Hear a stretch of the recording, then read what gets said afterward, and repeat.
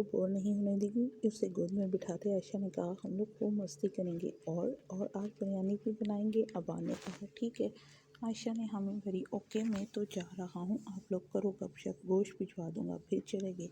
अबान, अशफी और आयशा कुछ देर साथ बैठे बातें करते रहे। फिर अशफी अपने रूम में चली आई जहाँ अब कोई नहीं रहता था। कुछ चीज़ें गायब थी जो यकीनन रेस ले उड़ा था। कपड़ों की अलमारी खोली, उसका यूनिफॉर्म, उसके कितने न्यू जोड़े थे जो वैसे ही पड़े थे। मामा मैं अपने कपड़े ले जाऊं? वहीं से आवाज़ लगाई, नहीं ये मैंने देने हैं किसी और को। वो अबान को उठाए अंदर आई, क्यों? ये तो मैंने बस 1-2 बार ही पहने हैं, शादी के बाद वाले कपड़े नहीं पहनते। उसे गुर्दे अलमारी बंद की। क्यों? क्योंकि अगर वो दिखती रही तो उठा के ले जाएंगी। क्योंकि मामा कुछ नहीं होता, कौन सा किसी को पता चलेगा, वो बाजी थी। क्यों? तुम्हारे शोहर के पास इतने पैसे नहीं हैं वो तुम्हें और कपड़े दिला दे? नहीं, मेरे बाबा के पास बहुत पैसे हैं। वो खामोशी से अशफी को देख रहा था। हाँ तो फिर बाबा से कहना इसे कपड़े दिला दे। ओके आयशा, फिर से नाम लिया बाबा। आयशा की हंसी निकल गई। ये तुम्हें सही एंटरटेन करता होगा। हाँ जी करता है, हम खूब मज़े करते हैं घर में। अब वो अपने दूसरे ड्रॉर देख रही थी। फिर उसे कुछ याद आया, मामा मेरे पास यहाँ कौन कौन आया था, पहली बार कौन आया था? क्योंकि जो नोट उसने लिखा था अब वो वहाँ नहीं थे, तुम्हारे पापा। और जब आए थे तो दोबारा अपने कदम पे। मामा उसे लगा कि अगर आयशा ने कुछ बोला तो वो पत्थर हो जाएगी। तुम्हारे रिसेप्शन पर इसी वजह से नहीं आ सके थे। वो खामोश नहीं हुई और वो क्या समझ रही थी कि उसके माँ बाप इसे बोझ समझ के उतार चुके हैं और अब उन्हें कोई परवाह नहीं है। इसके बाबा को हार्ट अटैक उसकी वजह से हुआ था, ये ख्याल ही जानलेवा था। उसके जाने के बाद इस घर में क्या क्या हुआ था वो नहीं जानती थी। आप लोगों ने मेरे साथ ऐसा क्यों किया मामा? मैं असाम को जानती तक नहीं थी और आप लोगों ने बस अपनी ज़िद की वजह से उसे शिद्दत से रोना आया। मैं तो खुद चाहती थी तुम्हारी शादी महावीर से हो, लेकिन तुम्हारे बाबा को जाने क्यों असाम से ही करनी थी। मैंने उनसे कहा भी था कि मैं महावीर से मोहब्बत करती हूँ, लेकिन उन्हें बस पैसों के लिए मुझे कुर्बान कर दिया। वो पैसों? आयशा का दिल धड़का। वजह तो उन्हें भी नहीं पता थी कि आखिर इतनी सख्ती से उन्होंने इस रिश्ते के लिए अमल क्यों किया था। हाँ पैसों के लिए। उन्होंने हसाम के शायद पैसे नहीं देने थे और मेरा निकाह उन्होंने बहुत पहले कर दिया था, जब मैं छोटी थी। मुझे खुद कुछ समझ नहीं आता क्या हुआ था उस वक्त। सब कुछ इतनी हड़बड़ी में हुआ कि उसे लगा शायद कोई ख्वाब था। पास बैठा बान ये सब बातें सुन रहा था और अपने नन्हे दिमाग में सेव कर रहा था, लेकिन उन्होंने तो मुझे पैसों के बारे में कुछ नहीं बताया। कैसे बताते? शर्मिंदगी होती ना। लहजे में तलखी सिमट आई। मैं महावीर से शादी करना चाहती थी, इस बात का हसाम को भी पता है और वो कैसा रिएक्ट करते हैं आप सोच भी नहीं सकती। मामा मुझे वहाँ दूसरे दिन ही जो तकलीफ़ें बर्दाश्त करनी पड़ी हैं आपको बता नहीं सकती। बेड पर बैठते वो अपने हाथों को देख रही थी। मैं ये सब आपको बताना नहीं चाहती थी, लेकिन इतना ज़रूर कहूँगी कि औलाद पर ज़बरदस्ती अपने फैसले थोपने के बजाय उनकी सुन लिया करें, क्योंकि सारी ज़िंदगी उन्होंने गुजारनी है, ना कि वालिदैन ने। अगर दिल ही राज़ी ना हो तो मामा तो फिर मैं कुछ जो कुछ मिल जाए, आला या बहुत सारा पैसा दौलत, कुछ भी आपके सुकून की वजह नहीं बन सकता। रो नहीं रही थी लेकिन उदास थी। अगर आप उस वक्त मेरा साथ देती तो शायद आज मेरी ज़िंदगी कुछ और होती, शायद आज मैं सुकून में होती। लेकिन हमारे यहाँ माएँ खुद ही बेटियों का गला घोंट देती हैं। वो तल्ख बोल रही थी। लेकिन फिर जब औलाद खुश ना हो तो उन्हें तकलीफ़ होती है। बेशक माँ बाप का दर्जा बहुत बुलंद है, लेकिन औलाद को भी समझा करें। यकीन माने मैं आपको बता नहीं सकती मैंने पिछला कुछ वक्त कैसे गुजारा है। असम ने मुझसे मोबाइल ले लिया था सिर्फ इसलिए कि मैं आप लोगों से या महावीर से रब्ता ना कर सकूं। आप नहीं जानती कैसी कैसी कलामी हुई महावीर और अस्साम के दरमियान। आज वो बोल रही थी और आयशा सुन रही थी। साथ में बैठा अबान दोनों को भी देख रहा था और सुन भी रहा था। मुझे माफ़ कर दो, आयशा ने आगे होकर उसे खुद से गले लगाया। आपको पता जब मैं छोटी होती थी और मेरी तबीयत ख़राब हो जाती थी बहुत, मुझसे दर्द बर्दाश्त नहीं होता था। मैं कहती थी बस मम्मा मेरा हाथ पकड़, मैं ठीक हो जाऊंगी। लेकिन आपने ज़िंदगी के इस सबसे बुरे वक्त में मेरा हाथ झटक दिया था। मेरा दिल करता था मैं चीखूं और बुलाऊं आपको कि देखिए मैं किस तकलीफ़ में हूँ। उनके सीने से लगते वो बिलक बिलक के रो दी। कितने अरसे बाद उसे ये सहारा मिला था। माँ की गोद चुप की जो ठंडक होती है वो कहीं भी नहीं मिलती, चाहे तुम पूरी दुनिया का सुकून ले लो। जो सुकून माँ के सीने से सर लगा के मिलता है वो कहीं नहीं मिलता। अबान अशफी को देख के खुद रोना शुरू हो चुका था। मामा मत रोएं। छोटे से हाथों से उसका सर पीछे किया। मैं बाबा से बात करूँगा, वो आपको नहीं डांटेंगे, प्लीज़ मामा। वो सीधी हुई, फिर उसके आंसू साफ किए। आयशा भी रो रही थी लेकिन दिल का बोझ हल्का हो गया था। चुप करें आयशा। अबान ने अब आयशा को देखा। वो रोते हुए मुस्कुराए। ओके मेरी जान, उसे खुद में भेजा, मैं मामा को खुश रखूँगा, प्लीज़ आप ना रोएं। साथ में अशफी का हाथ थामा जो आंसू साफ कर रही थी। मुस्कुराई, आप बाबा से नाराज़ हो जाएं, मैं आपके साथ हूँ। ओके ठीक है, आज से आपके पापा से बात नहीं करेंगे। Okay done. आप बिरयानी बनाएं। फिर ज़बरदस्ती दोनों के मूड अबान ने सीधे किए थे। बाबा को बुलाएं। किचन में आते अश्विन ने अबान को देखा। क्यों, हम नाराज़ हैं उनसे? हाँ, लेकिन वो खाना हमारे साथ खा लेंगे। रात को भी उन्होंने पहले बना खाना खाए। फिर ओके, क्या मैं आपकी हेल्प करूँ? नहीं, आप जाके मूवी देखें, आप लगा दें। वो किचन में उसके पास खड़ा था। आयशा चावल निकाल रही थी। गोश्त बाबा ने भिजवाना था अभी। ओके, लहसुन और प्याज बास्केट में डाल के साथ ट्रे और छुरी उठाई। चलो, छोटी कटोरी अबान को पकड़ाई जिसमें लहसुन रखना था।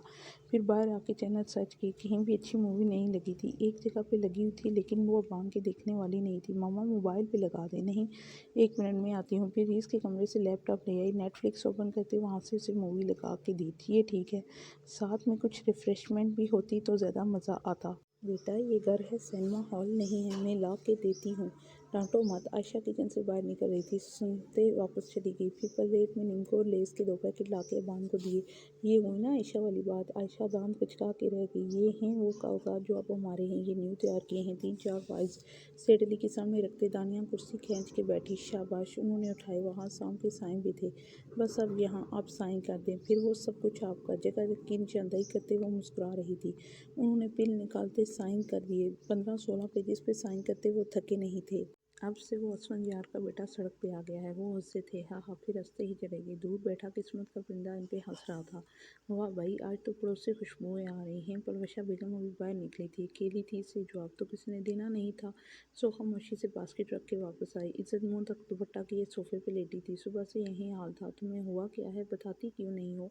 परवशा को उसे देख के अब गुस्सा आया। कुछ नहीं हुआ। हुआ है कुछ तो माँ हूँ तुम्हारी, इतना तो अंदाज़ा लगा सकती हूँ। बताओ मुझे।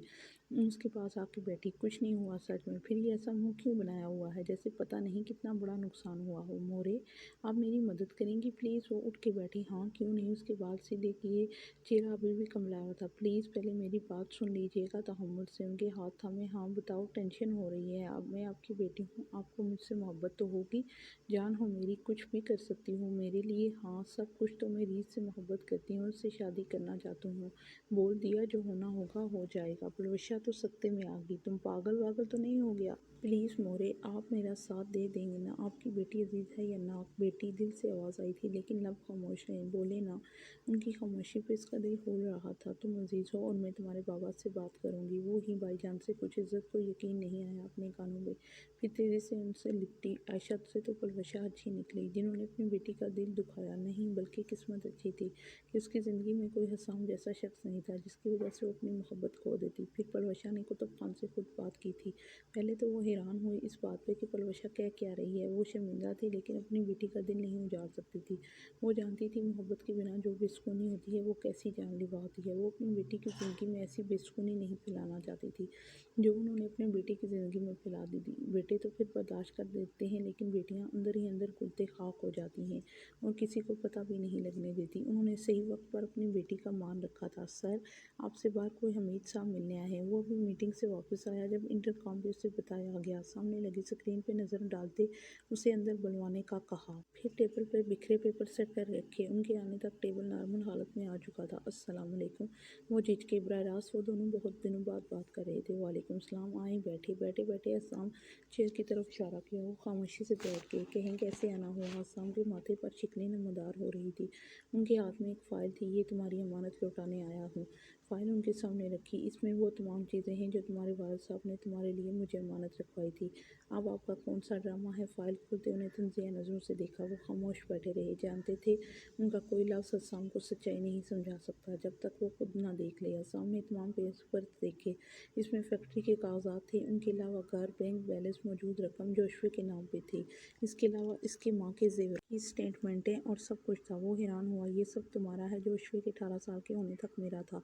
फिर अश्वे का और अश्वे तुम्हारी है। सब कुछ तुम्हारा है। तुम्हारे वालिद साहब की अमानत। उसे आसान लफ्ज़ों में समझाया। मुझे नहीं समझ आ रही ये सब क्या है? घर के कागजात, फैक्ट्री के ये लेटर्स, ये सब तो मेरे पास भी हैं। आप आखिर क्या बताना चाह रहे हैं? ये ओरिजिनल कागजात हैं और जो तुम्हारे पास हैं वो सब उनकी कॉपी थी। ये लेटर है असफंद साहब का, तुम खुद पढ़ लो। मैं कैसे मान लूँ? तुम्हें मानना पड़ेगा क्योंकि इसमें सब सच लिखा है। तुम्हारा दिल गवाही देगा। दोपहर के 2 बज रहे थे। तपती दोपहर में वो बाइक पर सिर्फ उसकी मानत उसे देने आए थे। आप ये सब मुझे पहले भी भी दे सकते थे। हाँ, दे सकता था। मैंने मामला ठंडे होने का इंतज़ार किया, क्योंकि मैं अगर पहले बताता तो शायद तुम इससे मेरा कोई ड्रामा समझते, जैसे अभी समझ रहे हो, और मेरी बेटी को नुकसान पहुँचाते जैसे पहले पहुँचाया। शिकवा किया। ओके, मैं देख लेता हूँ, ठीक है, मैं चलता हूँ। वो उठ के आगे सामने कुछ समझना था। अल्लाह हाफ़िज़। वो चले गए तो सामने सारे पेपर्स आराम से देखे। इनमें जो लिखा था इससे मिलता-जुलता उसके पास था, लेकिन कहीं-कहीं बिल्कुल मुख्तलिफ बातें थी। जैसे कि यहाँ जो लेटर्स थे वो अलग थे और ओरिजिनल हैंडराइटिंग में थे। जो उसके पास थे वो अलग थे और इन कॉपीज़ थी। वो लेटर्स ऊपरता जा रहा था, उसकी नहीं खुलती जा रही थी। मतलब वो गलत सोचता आया था आज तक। अशफी को तकलीफ़ देने की कोई वजह नहीं थी। अमीर साहब को ज़हनी टॉर्चर करना भी सबकी ही गलती। उफ़! बाल मुट्ठी में बीते वो सोच सब समझता था। जो उसने अपनी आंखों से देखा था वो क्या था? मामा जब आएंगी, ये सब सच था। तो जो उसने अपनी आंखों से देखा था वो क्या था? मामा जब बाबा आएंगे तो हम उन्हीं की बताएंगे। वो अभी चावलों की कोश की तय बना रही थी। बाबा आएंगे तो हम ये करेंगे, वो करेंगे। क्या उसे देखा? वहाँ खड़े खड़े उसका दिल भी घबरा रहा था। बिरयानी का वो जब हम वो पक कर नहीं आएंगे तो हम उन्हें अंदर बुला लेंगे और फिर उन्हें कहेंगे खाना खा लें। जब वो बिरयानी देखेंगे तो उनके एक्सप्रेशन ऐसे होंगे, हा हा हा। दोनों हाथ हवा में बुलंद करते मुंह और आंखें पूरी खोली। हाँ हाँ हाँ, वो तो जैसे छोटे से बच्चे हैं। नहीं, वो बच्चे नहीं हैं मेरी तरह, लेकिन जब उनका मूड अच्छा हो तो ऐसे सर पर तेज होते। अच्छा ठीक है, तुम जाओ बाहर, गर्मी है यहाँ। उसका अपना गर्मी से बुरा हाल था और अबान वहाँ फजूल में खड़ा था। ओके, जल्दी आ जाएं आप भी। आपकी मम्मा तो नमाज़ पढ़ रही हैं। वो बाहर जाने लगा, फिर रुका। वैसे मम्मा, आपने कभी पढ़ी है नमाज? हाँ पढ़ती हूँ। उसे कोफ्त हुई, कभी देखा तो नहीं। उफ! खुद ही बाहर निकल आया। अशफाक के पास उसे हैरत से देखने का वक्त नहीं था। जल्दी से दम बंद करते उसके ऊपर पावन रखा। पत्थर की होने की वजह से वो काफ़ी वजनी थी। दम के लिए यही इस्तेमाल करते थे। मगरिब ख़त्म होने वाली थी। वैसे तो शाम 10 बजे आता था, जाने आज कितने बजे आता है। मम्मा आप भी पढ़ लिया करें नमाज। वो भी आके पंखे के नीचे बैठी थी कि बाप ने उससे पूरा, मेरे बाप मन बनो, लेकिन बेटा तो हूँ, नमाज पढ़ने। ओके पढ़ती हूँ, अभी हवा लगा लूँ, ठीक है। वो खामोश हो गया। इसके हाथ में अशफाक का मोबाइल था जिसमें पहले से मौजूद कैंडी क्रश खेल रहा था। लम्हे बाद उठ के उसने नमाज़ पढ़ी थी। कितने दिन बाद, पता नहीं इस लड़की के अंदर नमाज की फ़िक्र कब पैदा हुई। आयशा ने गुस्से से उसकी तरफ आ रही थी। उन्होंने अबान की बातें सुन ली थी शायद। ये घर में नमाज नहीं पढ़ती? अबान के पास बैठ के प्यार से पुचकारा। मेरे ख्याल में तो नहीं, क्योंकि मैंने कभी देखा नहीं है इन्हें।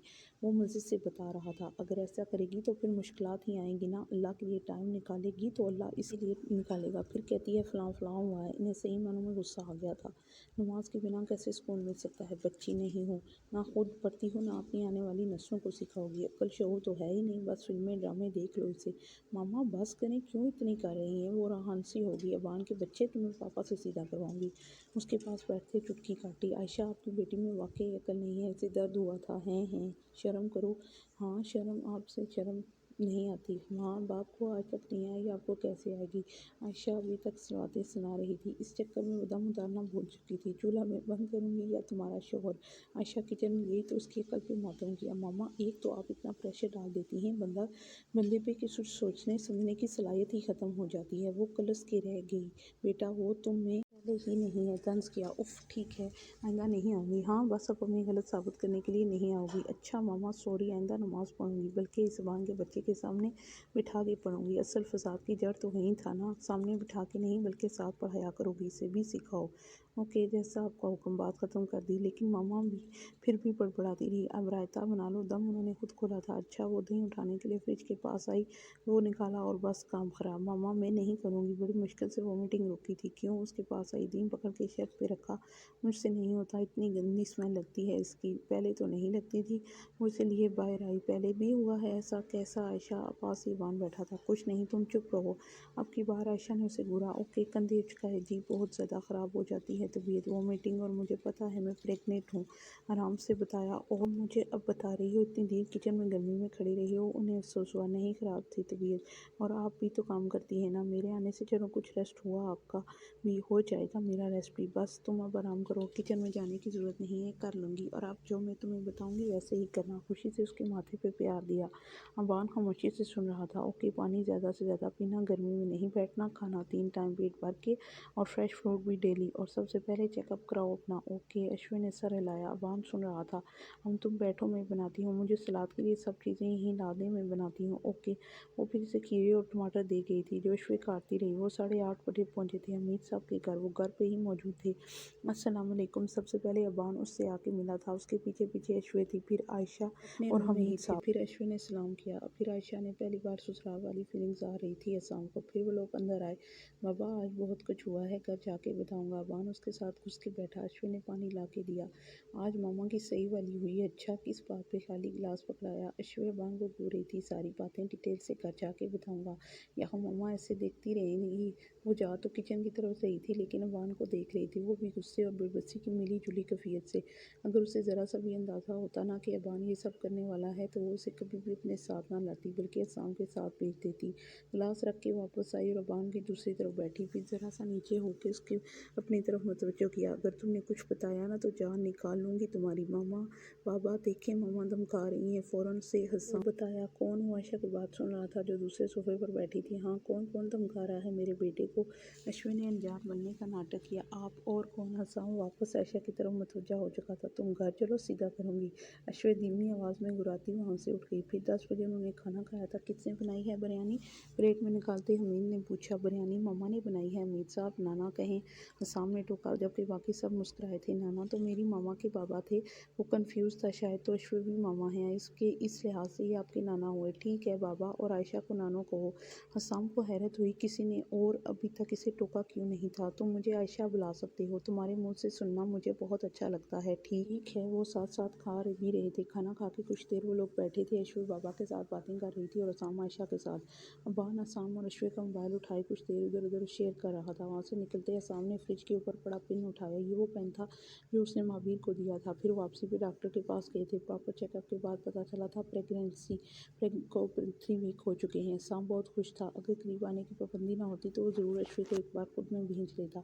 अश्विन ने बस नॉर्मल रिएक्ट किया था। अबान को फिलहाल कुछ पता नहीं था। बाबा आइसक्रीम खाते हैं। अबान ने इन दोनों की सीट पकड़े पीछे खड़ा था इस वक्त। अभी तो खाना खा के आए हो? अश्विन ने टोका। कोई नहीं, हमारे अबान के 2 पेट हैं।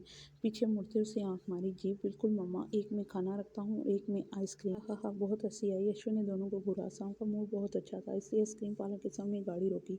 बाबा आपके पास पैसे हैं? वो और असाम दोनों बाहर निकलते। हाँ क्यों यार, मामा को कपड़े तो लेके दें। वहाँ आयशा सॉरी नानों के घर जाके इतना तंग किया उन्हें। वो खड़े वेट कर रहे थे कपड़ों के लिए। वो हैरान हुआ। हाँ जी, नानू कहती हैं कि मेरे बाबा के पास पैसे नहीं हैं जो इन्हें दिला दें। ओके ओके, वो इसकी बात समझ रहा था। यानी उन्होंने अश्विन को डांटा था। वो अपने पुराने कपड़े ले रही थी। वो इसे सब बता रहा था। उन्होंने लेने से मना क्यों किया? वो साथ साथ उसकी क्रीम के पैकेट पकड़ रहा था। क्योंकि वो चाहती हैं किसी और लड़की को दें जिसकी शादी ना हुई। अपने दिमाग के मुताबिक उसे यही समझ आया था। अच्छा अच्छा। अब वो लोग गाड़ी के करीब आ चुके थे। जी, दरवाज़ा खोल के पहले अबान को अंदर बिठाया, फिर आइसक्रीम अश्विन को पकड़ाई और खुद बैठा।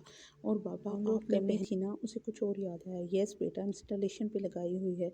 अश्विन को देख के मुस्कुराहट छुपा। ओह कितना वक्त लगेगा? वो एक्साइटेड हुआ। 9th month. गाड़ी सड़क पर डालते गियर चेंज किया। कहाँ हो रही है इंस्टॉल? आपकी मामा के पेट में। आप कितने बदतमीज हैं। अश्विन होंकों की तरह उनकी बातें सुन रही थी। बेबसी से बोली, बस इतना कि इसके साथ एक और भी इंस्टॉल कर सकता हूँ। आसाम वो बस रो देने को थी। जी जी। गाड़ी मोड़ते सर खम किया। आपको कब शर्म आएगी मामा, आपको भी तो नहीं आती। अबान फट से बोला। नानो कह रही थी ऐसा। उसके तिल मिलाने पर जल्दी से वजाहत दी। मुझे शर्म तब आएगी जब मैं बड़ा हो जाऊंगा।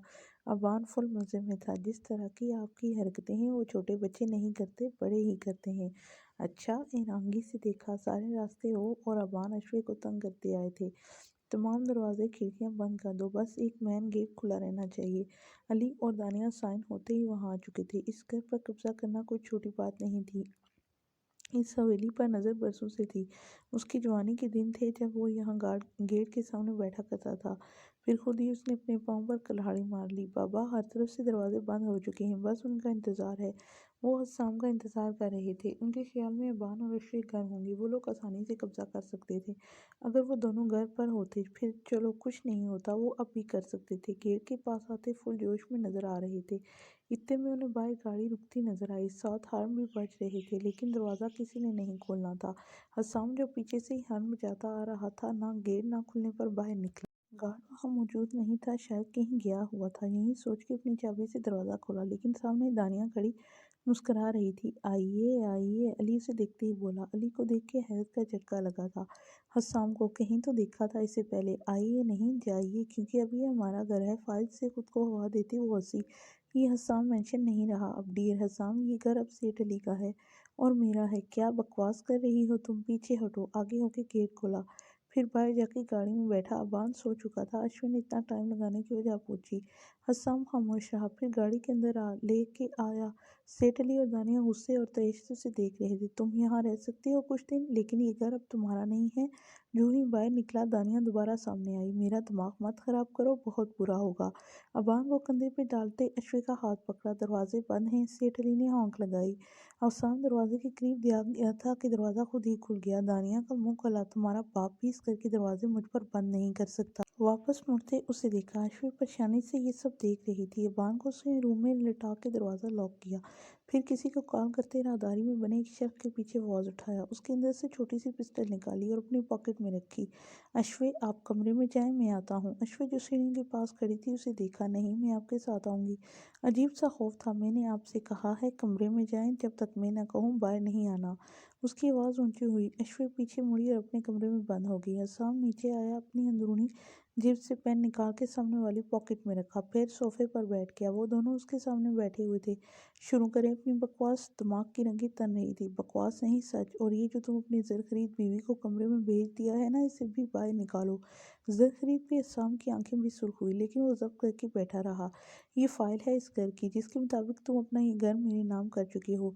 हसाम ने उठा के देखी, फिर वापस फेंकी। पहली बात, ये घर मेरे नाम नहीं है, और दूसरी बात, जो कागजात तुम्हारे पास हैं वो फेक हैं। फेक कैसे हो सकते हैं हसाम शेख? मैंने खुद तुम्हारे लॉकर से निकाले हैं। अपने इन हाथों से। हाथ हवा में लहराए। वो बहुत एक्साइटेड नजर आ रही थी। जी, मैं भी इन्हीं कागजात को फेक कह रहा हूँ। तुम्हारे पास जो कुछ भी है वो सब नकली है। तुम झूठ बोल रहे हो। कोई बात नहीं, ये लीगली तौर पर अब हमारा घर है। तुम चाहो तो यहाँ एक दिन रख सकते हो, वरना यहाँ से अपना बोरिया बिस्तरा समेटो। सेठ अली खड़ा हुआ। बैठ जाएं, अभी आपको कुछ दिखाना है, वो सख्त आवाज में कहता सीधा हुआ। आंखें हनूज सुर्ख थी। अंदाज स्पॉट था। चंद सेकंड में बाहर बाइक रुकी थी। फिर हमीद साहब अंदर आए। ओह वाह, अली! अली को देख के उन्हें हैरत हुई। काफी अरसे बाद मुलाकात हुई। आप जानते ही इन्हें?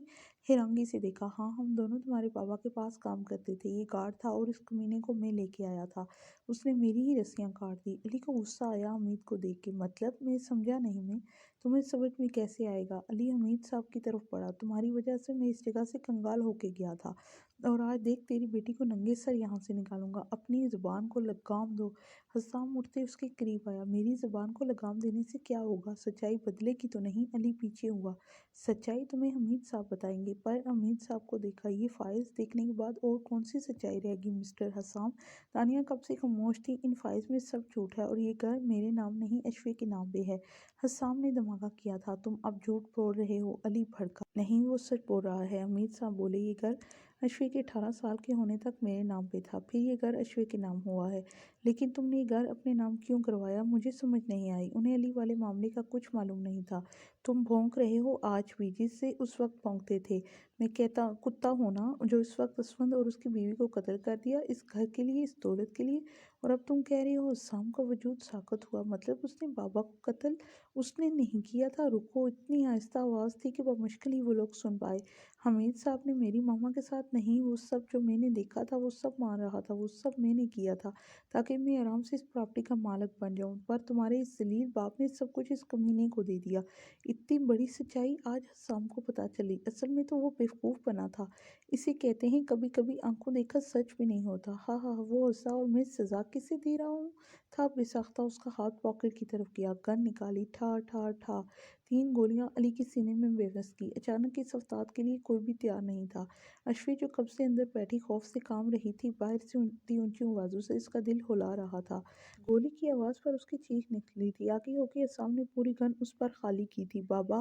तानिया मरते हुए बाप के देख के चिल्लाई थी। कुछ ही देर में वहां पुलिस आ चुकी थी, जो असम शेख को हिरासत में लेते इसके घर को सील कर गई थी, क्योंकि इस घर के कागजात को प्रॉपर चेक किया जाना था। लेकिन हसाम, वो अब अश्वी से जुदा होने वाला था। क्या? कत्ल करते उसे 2 लोगों ने देखा था। अश्वी और रहबान हमीद साहब के साथ वापस उन्हीं के घर आ गए थे, जबकि हसाम हवालात में था।